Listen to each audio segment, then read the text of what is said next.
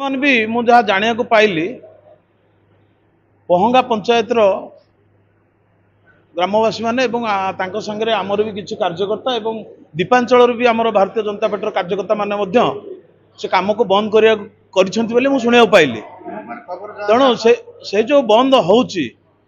सेथिपाइका मु निजे पर्सनाली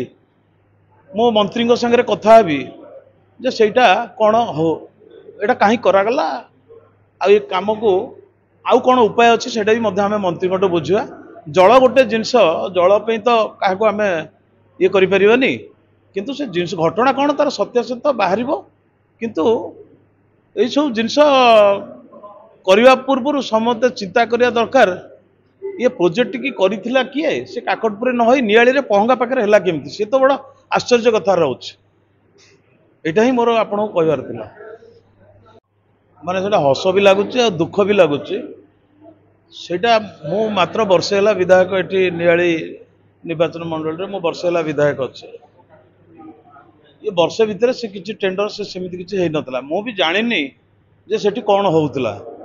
बर्तमान लोकनचल को आसूची जे से माने गोटे कौन होती किंतु मत आश्चर्य लगुच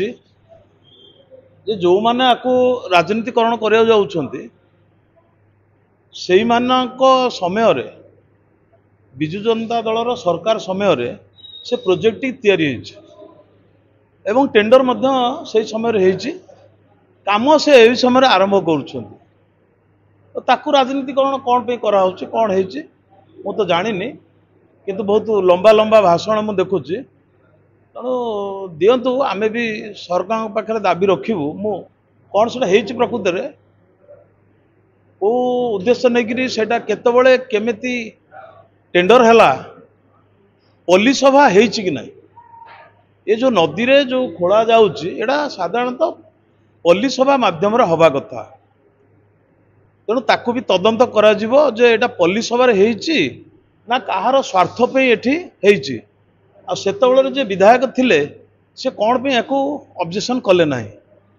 तेणु आम अंचल जदि एटा क्षति होउथबो निश्चित भाव में आमर कार्यकर्ता माने तो बंद करेंगे मु विरोध करी।